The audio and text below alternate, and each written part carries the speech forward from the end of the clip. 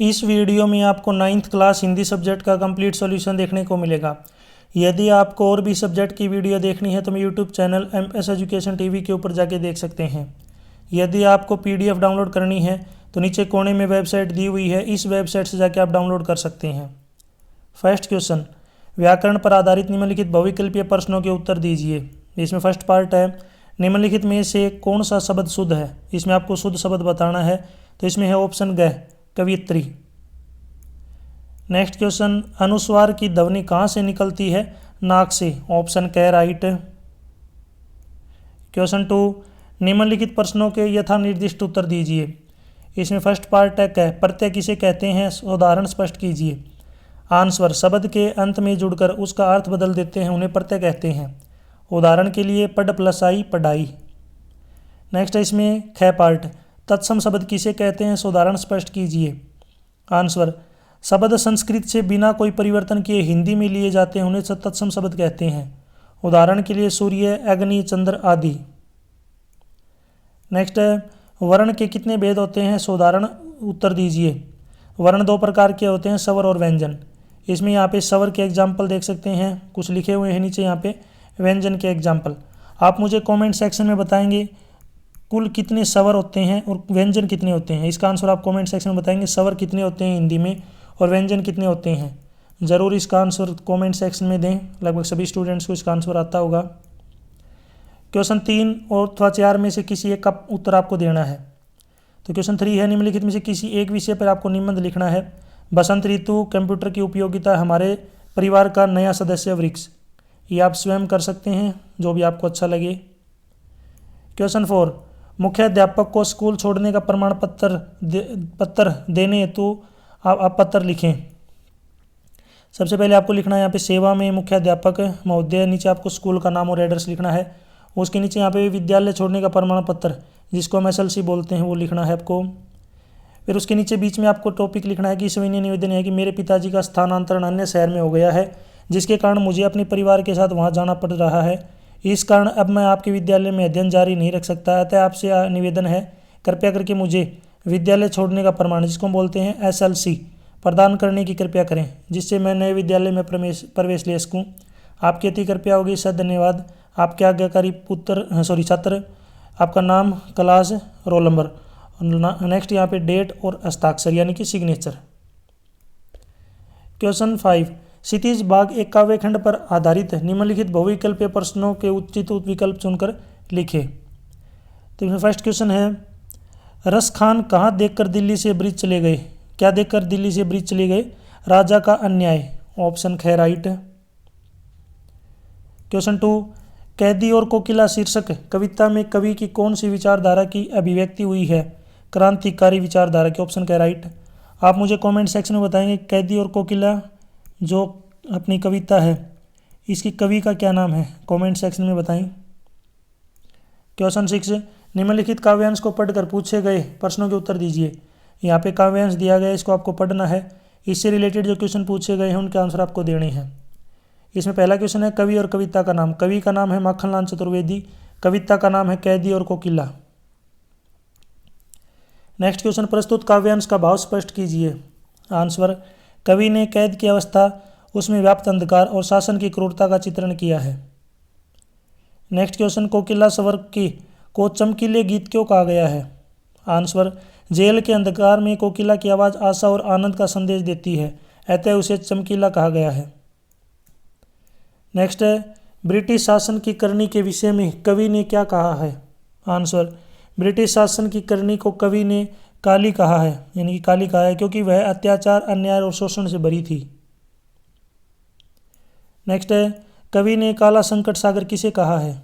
Answer, कवि ने अपने चारों ओर फैले जेल और क्रूर शासन को काला संकट सागर कहा है।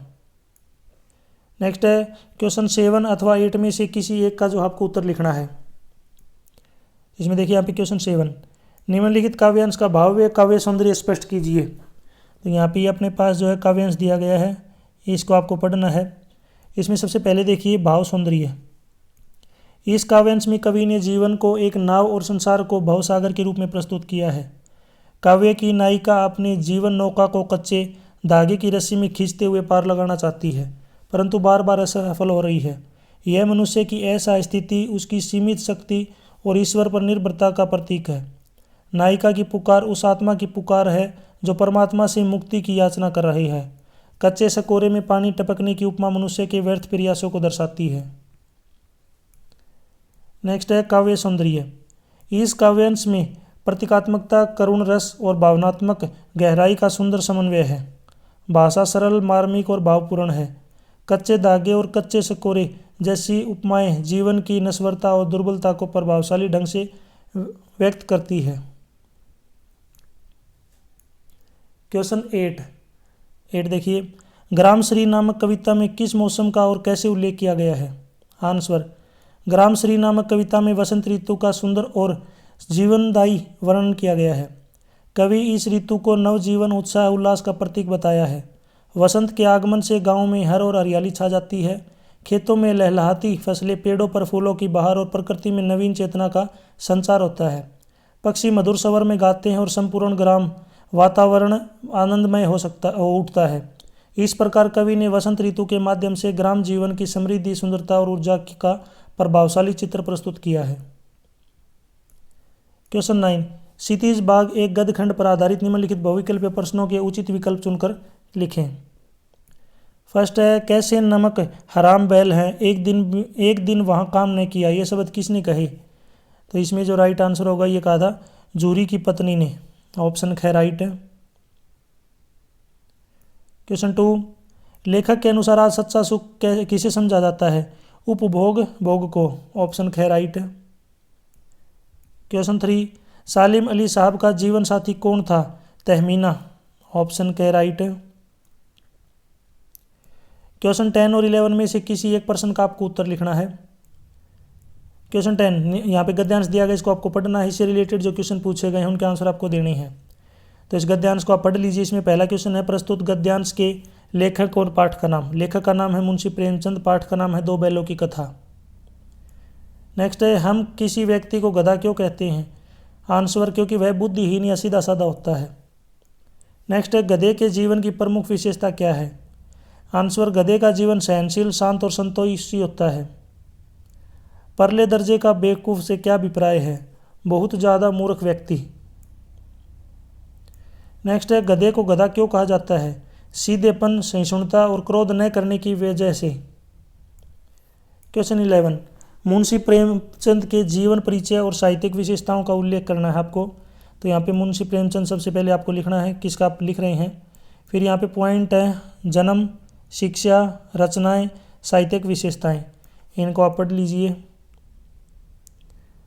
उसके आगे है नेक्स्ट यहाँ पे पॉइंट है भाषा शैली और मृत्यु। ठीक है, इसके अलावा किसी और कवि का परिचय भी आ सकता है, वो भी आपको जो है आना चाहिए। क्वेश्चन 12, सावले सपनों की याद शीर्षक की सार्थक पर टिप्पणी लिखिए। आंसर, सलीम अली की यायावरी से परिचित लोग अब भी यही सोच रहे थे कि वे अभी गले में दूरबीन लटकाए लौट आएंगे। यह सौपन तब भंग हो जाता है जब सलीम अली का जनाजा निकल रहा होता है, तो वह बस उसकी यादें ही शेष है अब तो बस। क्वेश्चन 13, कृतिका भाग 1 के आधार पर प्रश्न का उत्तर दीजिए। तो इसमें प्रश्न है नीचे, शिक्षा बच्चों का जन्मसिद्ध अधिकार है, इस दिशा में लेखिका के प्रयासों का उल्लेख कीजिए। आंसर, लेखिका ने यह मानते हुए कि शिक्षा प्रत्येक बच्चे का जन्मसिद्ध अधिकार है, कर्नाटक के बागलकोट में बच्चों की शिक्षा के लिए एक स्कूल स्थापित करने का महत्वपूर्ण प्रयास किया। जब वहां बच्चों की पढ़ाई के लिए कोई उचित व्यवस्था नहीं थी तो बिस्प ने स्कूल खोलने से मना कर दिया। तो लेखिका ने स्थानीय लोगों की सहायता से स्वयं स्कूल शुरू किया। इस स्कूल में अंग्रेजी, हिंदी, कन्नड़ तीनों भाषाओं में शिक्षा दी जाने लगी। बाद में उन्होंने इस स्कूल को सरकारी मान्यता दिलाई, जिससे बच्चों को शिक्षा प्राप्त करने में सुविधा हुई। क्वेश्चन 14, आदर्श जीवन मूल्य मध्यमा के आधार पर निम्न प्रश्नों के उत्तर दीजिए। आंसर, इसमें फर्स्ट के पार्ट है, सज्जन लोग अपने गुरुजनों और श्रेष्ठ जनों के पास क्यों जाते हैं? आंसर, सज्जन लोग अपने गुरुजनों और श्रेष्ठ जनों के पास जाते हैं क्योंकि गुरुजनों से ज्ञान और श्रेष्ठ जनों से आशीर्वाद प्राप्त होता है। यह दोनों ही उसे अच्छे कर्म करने और ईश्वर में ध्यान लगाने की शिक्षा देते हैं। नेक्स्ट है, गीता ग्रंथ की किन्हीं 4 विशेषताओं का उल्लेख कीजिए। तो इसमें देखिए, पहला है गीता ग्रंथ एक महान धार्मिक और दार्शनिक ग्रंथ है। गीता ग्रंथ की विशेषताएं निम्न है। पहली है, गीता जीवन के कर्म का संदेश देती है। यह ज्ञान और भक्ति का संगम है। गीता में आत्मा और परमात्मा के संबंध की व्याख्या है। जीवन समस्याओं से निपटने की प्रेरणा देती है। गीता हमें धर्म पर चलने और वह अधर्म का नाश करने की शिक्षा देती है। ये जो है गीता के अंदर लिखे हुए हैं। यहाँ तक वीडियो कंप्लीट हो चुकी। वीडियो अच्छी लगी तो उसको लाइक करें, अपने दोस्तों के साथ जरूर शेयर करें। आप मुझे कमेंट सेक्शन में एकैक का संधि विच्छेद बताएंगे, यानी कि एकैक का जब संधि विच्छेद करते हैं तो इसका क्या संधि विच्छेद बनेगी, और साथ ही साथ इसके अंदर कौन सी संधि है। कमेंट सेक्शन में इसका आंसर देंगे, एकैक का संधि विच्छेद क्या होता है और कौन सी संधि है। यदि आपको PDF डाउनलोड करनी है तो नीचे यहाँ पे कोने में वेबसाइट दी हुई है, इस वेबसाइट से आप डाउनलोड कर सकते हैं। यदि आपको कोई और वीडियो चाहिए तो उसके लिए आप मुझे कमेंट कर सकते हैं या फिर मेरे YouTube चैनल के ऊपर जाके देख सकते हैं। लगभग सभी वीडियो आपको प्रोवाइड करवाई गई हैं। Thanks for watching.